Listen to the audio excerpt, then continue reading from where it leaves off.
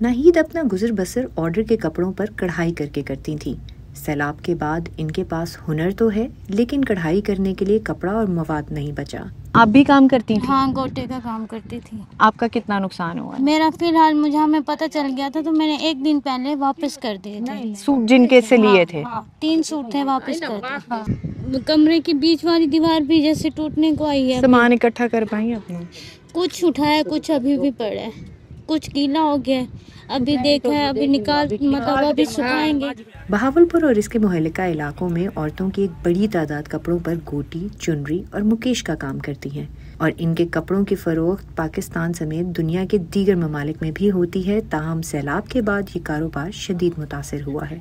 हमारे पास आती हैं, हम इन्हें कपड़ा प्रोवाइड करते हैं, फिर ये लेके जाती हैं अपने इलाकों में, वहाँ काम करती हैं। इनके अंडर में भी बहुत औरतें काम कर रही होती हैं, तो इनकी रूटीन होती है, कपड़ा लेके जाती है within a week, within a 2 week बना के लेके आ जाती है। लेकिन अब सैलाब की वजह से एक तो रास्ते बंद हो गए हैं, आने जाने में मसला हो रहा है, जो मुकेश है, मटेरियल है, वो महंगा हो गया, डबल प्राइसेस पे हो गया, तो उनके लिए ख़रीदना बनाना वो भी मुश्किल हो। तो अब 15 दिन 20 दिन हत्ता के महीने लगा देते हैं माल लेके आने में।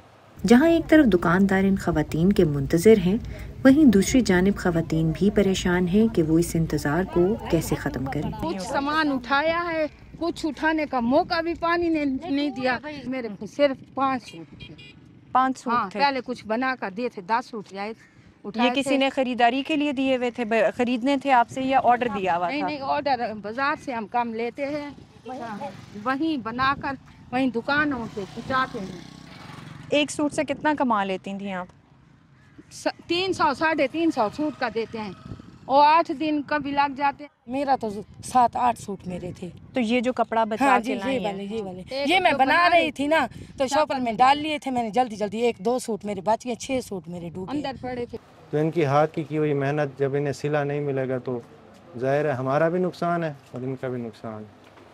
तो हम इनके वेट में बैठे होते हैं, ये जब लेके आएंगे तो आगे। अब देखें हमारा ये माल यहाँ तक होता था, अब यहाँ तक है, उसकी क्यों वजह है? कितना एक सेटअप होता है, अब देखें कितनी चीज़ें हैं जो मिसिंग है इसी वजह से। इन खवातीन की मुश्किलात में एक इजाफा ये भी है कि सैलाब के बाद कढ़ाई के लिए इस्तेमाल होने वाला मवाद भी खासा महंगा हो गया है। पैसे होंगे ना कोई कारोबार हो गया जले कारोबार कई कहनी हालात औखे हैं, राजा बाजा मोगेन मेहनत मजदूर मोगेन और क्या करूं, तालाब जब पानी नाल गंदे थी गए।